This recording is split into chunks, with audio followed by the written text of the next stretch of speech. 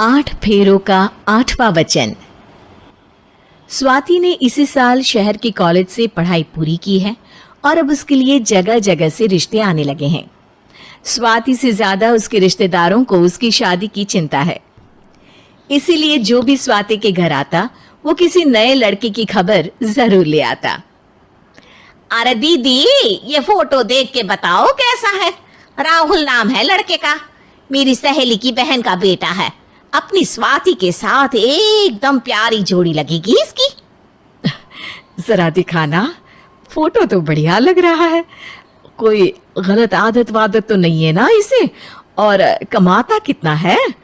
अरे कोई गलत आदत नहीं है दीदी, आप कहो तो एक मीटिंग करवा देती हूँ, फिर सब कुछ फाइनल कर लेना।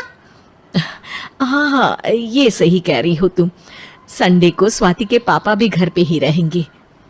बुआ फिर वहां से चली जाती है और रात को स्वाति की माँ उससे कहती है, स्वाति बेटा, आज कमला बुआ ने एक लड़के की फोटो दिखाई है। संडे को वो लोग मिलने आ रहे हैं, तैयार हो ना तुम बेटा? अरे मम्मी, आप कहाँ कमला बुआ के चक्कर में आ जाती हो? अभी इतनी जल्दी कोई शादी वादी नहीं करनी है मुझे। अरे बेटा, अच्छा लड़का है, बुआ जानती है उसे अच्छे से। हाँ स्वाति बेटा, एक बार मिल तो लो, बाद में देखेंगे आगे क्या करना है। वैसे तो कमला रिश्ता लाई है तो मना करने का तो कोई सवाल ही नहीं उठता। संडे की सुबह होती है और कमला बुआ राहुल और उसके मम्मी पापा को लेकर स्वाति के घर आती है। अरे आइए आइए भाभी, इसे अपना ही घर समझिए, इनसे मिलिए। ये मेरे भैया और ये मेरी भाभी हैं। नमस्ते भाभी जी, ये है हमारा लड़का राहुल, सरकारी नौकरी की तैयारी कर रहा है ये। वैसे आपकी बेटी कहाँ है? अरे स्वाति,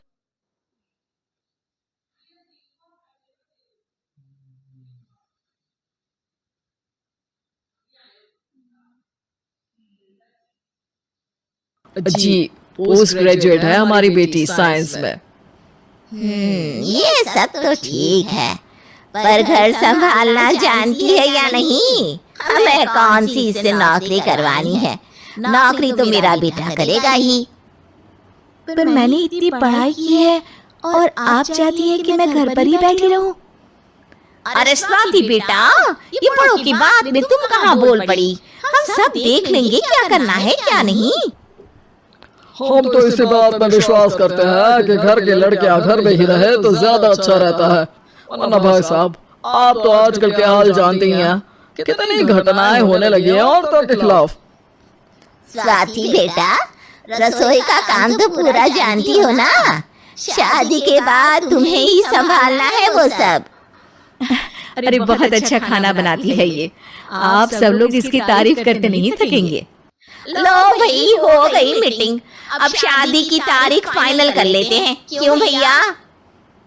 भाई, हम तो पंडित जी से चर्चा करने के बाद ही तारीख फाइनल करेंगे। सालों से हम उनकी बातें मानते हुए आ रहे हैं। लड़के वाले और कमला बुआ की बातें सुनकर स्वाति एकदम नाराज हो जाती है और उसे लगने लगता है कि शादी के बाद उसे घर पर ही बैठना पड़ेगा। लेकिन घर वालों के आगे उसकी एक नहीं चलती और उसे शादी के लिए हाँ कहना पड़ता है। शादी का दिन आ जाता है और सब मंडप में जमा होते हैं। अब फेरों का समय हो गया है, अब कन्या अपने वर से 7 वचन मांगेगी। आप किसी धार्मिक आयोजन में जाए तो मुझे भी ले जाएंगे। आप मेरे माता पिता का भी बराबरी से सम्मान करेंगे, हमेशा मेरा साथ निभाएंगे। आपको दोनों परिवार की जिम्मेदारियां बखूबी निभानी होगी। हर जरूरी बात में मेरी भी राय लेंगे। आप सभी गलत आदतों से दूर रहेंगे। आप मेरे अलावा किसी और औरत से कोई गलत संबंध नहीं बांधेंगे। ये 7 वचन पूरे हुए, वर क्या तुम्हें ये सारे वचन मंजूर है? जी हाँ पंडित जी, मैं सारे वचन अच्छी तरीके से निभाऊंगा।